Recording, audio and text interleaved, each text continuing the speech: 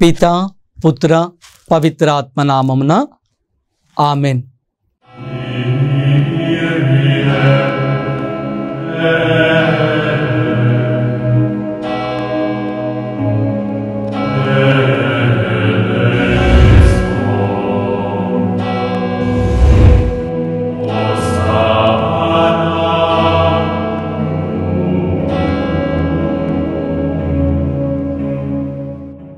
మొదటి యోహానుకు రాసిన లేఖ 4వ అధ్యాయము 7వ వచనము నుండి.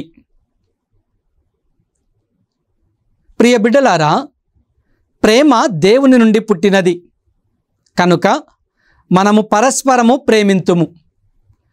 ప్రేమించువాడు దేవుని మూలముగా జన్మించినవాడు, అతడు దేవుని ఎరిగినవాడు అగును. దేవుడు ప్రేమ స్వరూపుడు కనుక ప్రేమింపనివాడు దేవుని ఎరుగనివాడే. ఆయన ద్వారా మనము జీవమును పొందగలుగుటకు దేవుడు తన ఒకే ఒక కుమారుణ్ణి ఈ లోకమునకు పంపెను. దేవుడు మనపై తనకు గల ప్రేమను ఇట్లు ప్రదర్శించెను. ప్రభువు వాక్కు. సర్వేశ్వరునికి వందనములు. ప్రియ సహోదరి సహోదరులారా,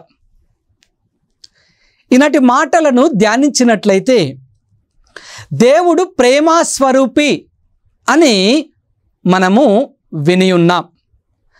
ఆయన మనలను ప్రేమించెను అనే మాట కూడా విని ఉన్నాం. ఇది ఏ విధముగా సాధ్యమవుతూ ఉంది అంటే, యోహాను సువిశేషము 3వ అధ్యాయము 16వ వచనము ప్రకారముగా దేవాతి దేవుడు ఈ లోకమును ఎంతో ప్రేమించి తన ఏకైక కుమారుణ్ణి ఈ లోకానికి పంపించాడు. అంటే యావే దేవుని యొక్క ప్రేమ మనందరము రుచి చూడటానికి, యావే దేవుని యొక్క ప్రేమ ఎలా ఉంటుందో మనందరము అనుభవించటానికి తన ఏకైక కుమారుణ్ణి ఈ లోకానికి పంపించాడు. ఆయనే క్రీస్తు అంటున్నాం, ఆయనే ప్రేమామయుడు అంటున్నాం, ఆయనే ప్రేమ అని కూడా అంటూ ఉన్నాం. మరి ఆ ప్రేమ వలన మనందరము ఎలాంటి ఆశీర్వాదాలను పొందుకోగలం అనేది ఈ రోజున మనం కొద్దిసేపు ధ్యానించుకుందాం.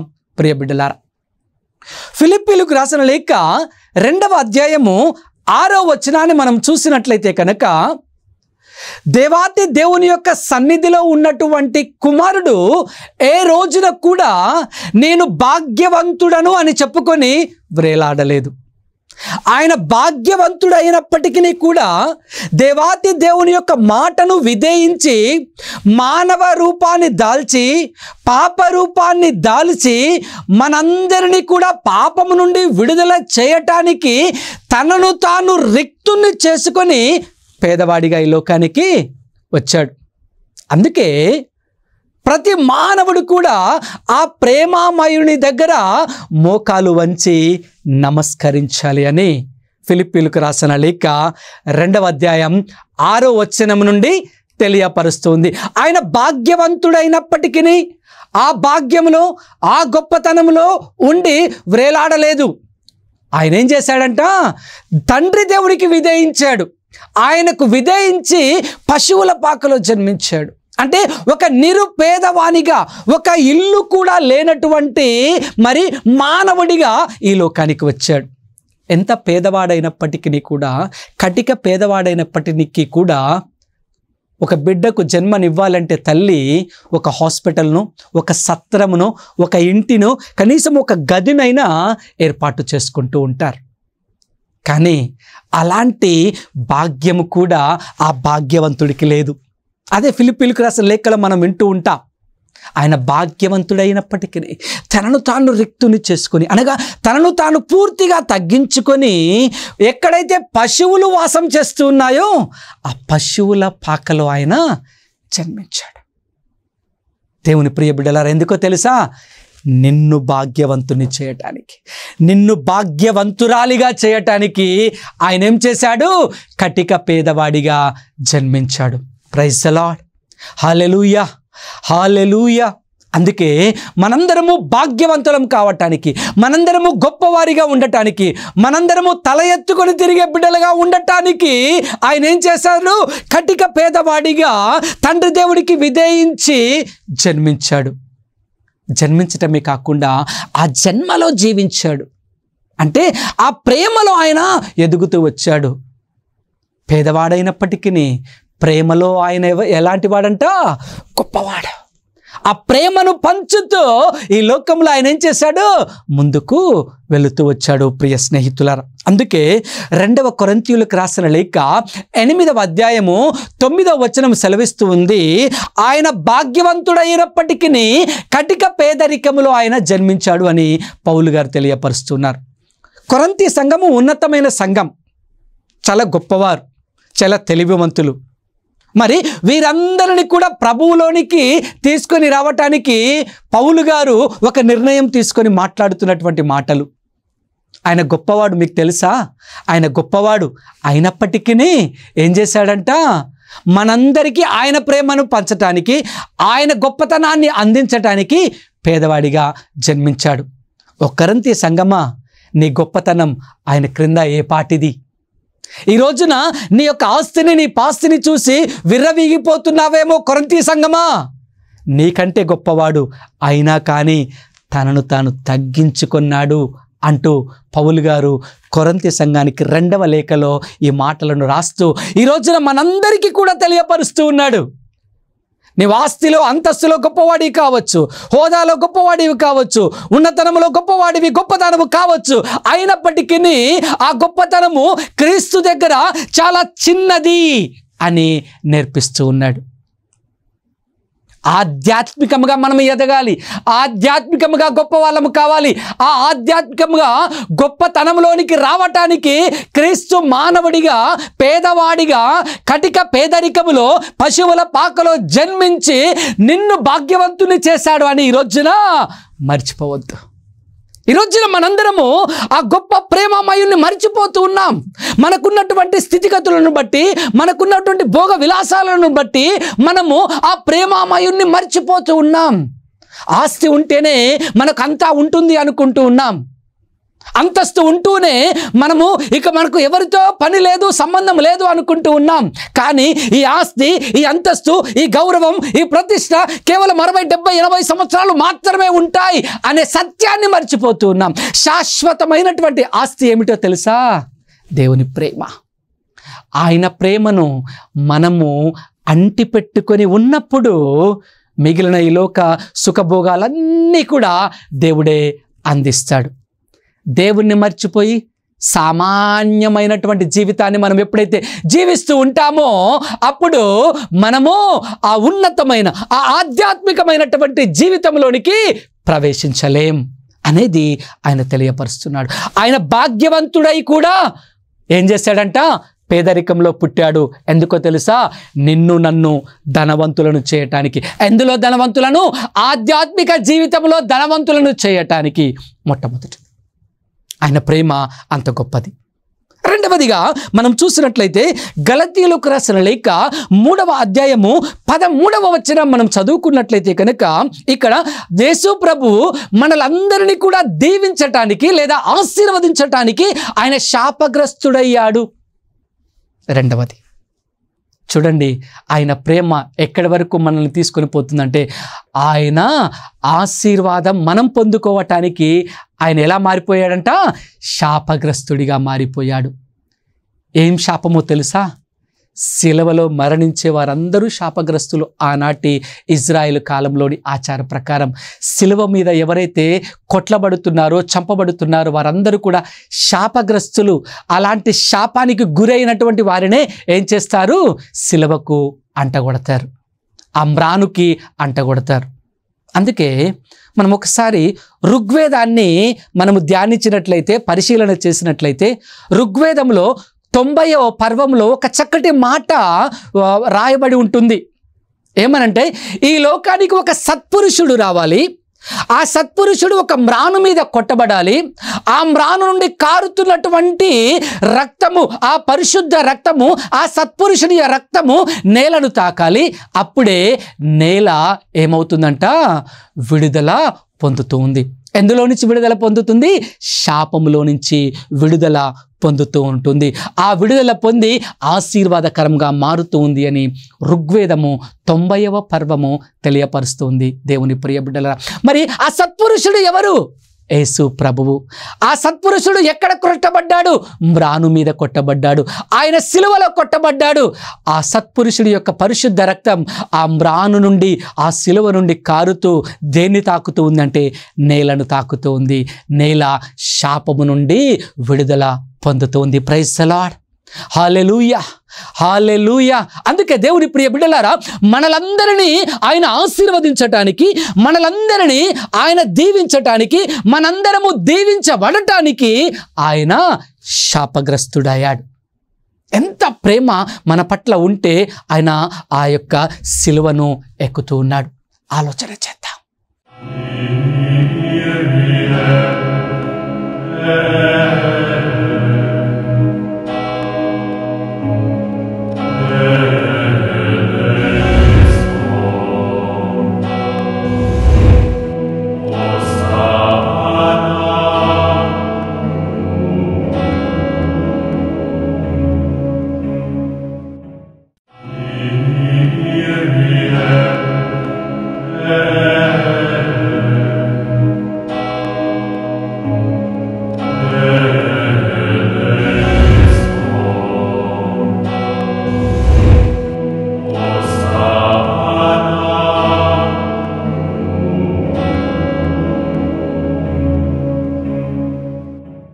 ఇంకా ఎన్నాళ్ళు మనము ఈలోక ప్రేమ కోసము ప్రయత్నం చేస్తూ ఉంటాం, ఈలోక సంపదల కోసం ప్రయత్నం చేస్తూ ఉంటాం. మనం ఆధ్యాత్మిక ప్రేమను పొందుకోవాలి, ఆధ్యాత్మికమైన సంపదను సంపాదించుకోవాలి, ఆధ్యాత్మికమైనటువంటి జీవితాన్ని ఎప్పుడైతే జీవించగలుగుతామో అప్పుడు మనందరము కూడా మనం ఏమవుతామంట, ఆశీర్వదించబడతాం.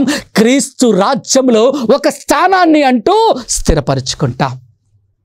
Praise the lord. చూడండి ఎంత చక్కగా దేవాతి దేవుడి రోజున మనందరితో మాట్లాడుతూ ఉన్నాడు. ఆయన మనకు గౌరవాన్ని తీసుకొని రావటానికి ఆయన పేదవాడయ్యాడు, మనందరము దీవించబడటానికి ఆయన శాపగ్రస్తుడయ్యాడు. ఇంకా మనము చూసినట్లయితే యోషియా గ్రంథము 53వ అధ్యాయము 4-5 వచనాలను మనము చదువుకున్నట్లయితే కనుక ఆయన మనలందరికీ స్వస్థతను ఇవ్వటానికి, ఆరోగ్యాన్ని ఇవ్వటానికి ఆయన యొక్క శరీరము నలగగొట్టబడినది, ఆయన యొక్క శరీరము గాయపరచబడినది అని మనం చూస్తూ ఉన్నాం. అంటే మనకు స్వస్థతను ఇవ్వటానికి ఆయన గాయపరచబడ్డాడు. ఆ యొక్క పరిశుద్ధ గాయపడినటువంటి శరీరం నుండి కారుతున్నటువంటి రక్తము ద్వారా మనందరికీ విడుదల, స్వస్థత. Praise the lord. అందుకే ఆయనను యెహోవా రాఫాగా కూడా మనం పిలుస్తున్నాం, స్వస్థపరుచువాడా అంటూ ఉన్నాం.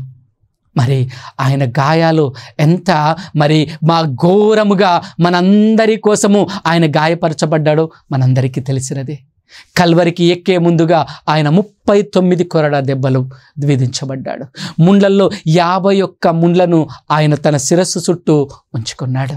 దేవుని ప్రియ బిడ్డలారా, ఆయన 2 కాళ్ళు 2 చేతులు ప్రక్కటి ఎముకలో బల్లెపు పోటు, ఆయన యొక్క అణువు కూడా, ఆయన శరీరంలోని ప్రతి భాగము కూడా రక్తముతో నిండిపోయినది. ఆయన చివరి బొట్టు, రక్తపు బొట్టు కారునంత వరకు నీ కోసం నా కోసం తప్పించి ఉన్నాడు. ఆయన ప్రేమ అంత గొప్పది.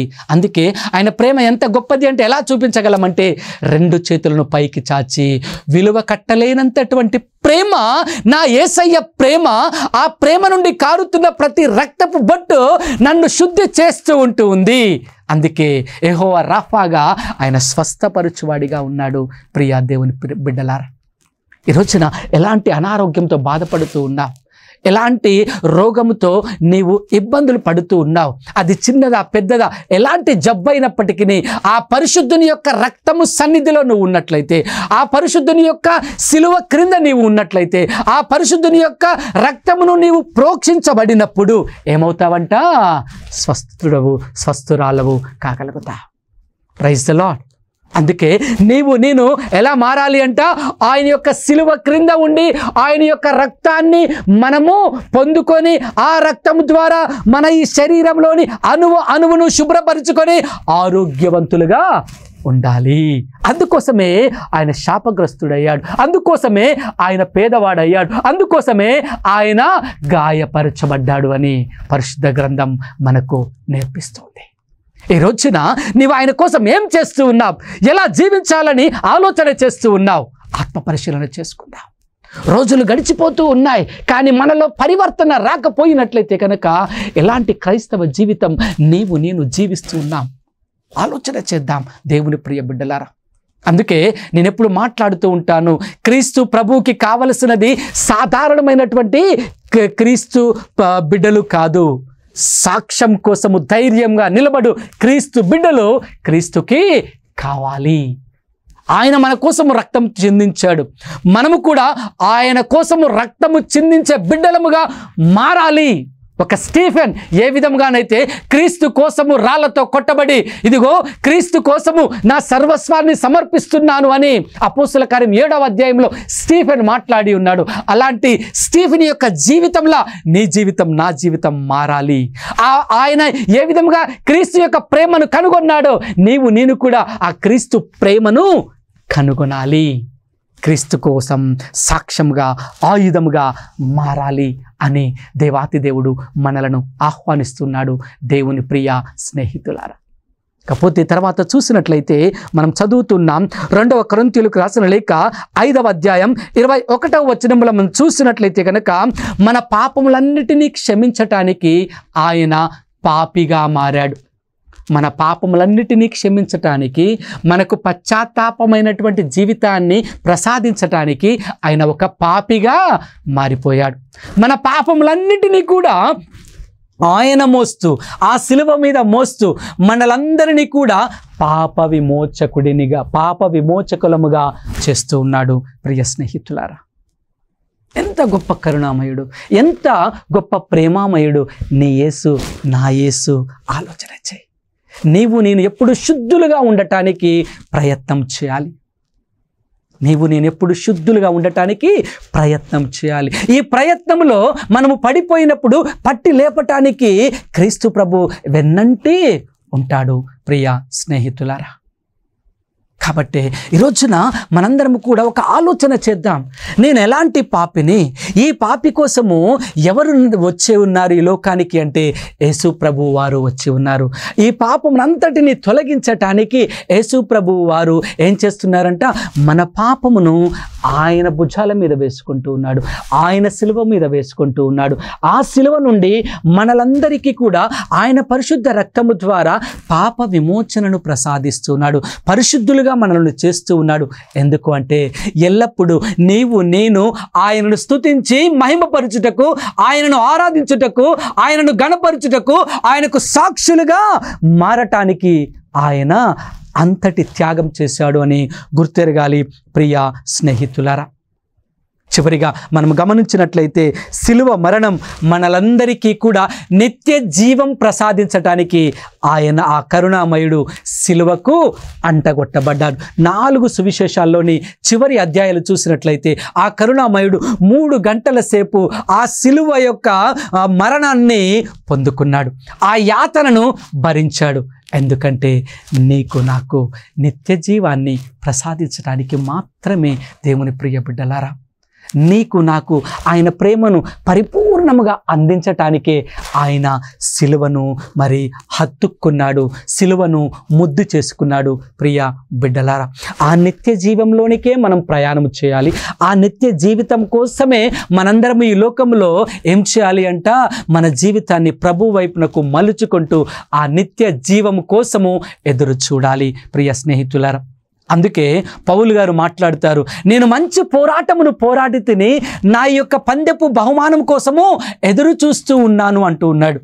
అంటే ఆయన యేసు ప్రభువు కోసము పాటుపడ్డాడు, యేసు ప్రభువు కోసము శ్రమించాడు, యేసు ప్రభువులోనికి అనేక ఆత్మలను తీసుకొని వచ్చాడు. కాబట్టి ఆయన గొప్పగా ప్రభువులో చెప్తున్నాడు, నేను మంచి పోరాటమును పోరాడి తిని నా పరుగు పందెమును ముగించి తిని జీవపు బహుమానము పందెపు బహుమానమును జీవ కిరీటము కోసము ఎదురు చూస్తూ ఉన్నాను అని ఆయన మాట్లాడుతున్నాడు. మరి ఎన్ని రోజుల నుంచి ఆ క్రీస్తులో ఎదుగుతున్నటువంటి నీవు నేను మనందరము కూడా ఆ జీవ కిరీటము కోసము ఎదురు చూస్తూ ఉన్నామా? లేదా లోకంలో వచ్చే కిరీటాల కోసము, ఆనందాల కోసము, అశాశ్వతమైనటువంటి సుఖాల కోసము మనము ప్రయాసపడుతూ ఉన్నామా? ఆత్మ పరిశీలన చేద్దాం ప్రియ దేవుని బిడ్డలారా.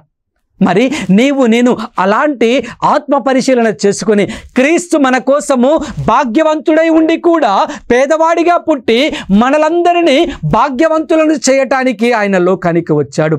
అదే విధముగా మనందరము ఆశీర్వాదకరంగా మారటానికి, దీవించబడటానికి శాపగ్రస్తుడిగా అయ్యాడు. అదే విధముగా మనందరము స్వస్థతలోనికి రావటానికి ఆయన గాయపరచబడ్డాడు. మనందరము పాప విముక్తులము కావటానికి ఆయన ఒక పాపిగా ఈ లోకానికి వచ్చాడు. మనందరము నిత్య జీవము పొందటానికి ఆయన 3 గంటల సేపు సిలువలో వ్రేలాడాడు. మరి ఆయన కోసం, ఆయన ప్రేమ కోసం నీవు నేను ఏం చేయగలుగుతూ ఉన్నాం? ఎలాంటి జీవితాన్ని మనం జీవించటానికి ఆలోచనలు చేస్తూ ఉన్నాం? ధ్యానించుకుందాం, ఆత్మ పరిశీలన చేద్దాం.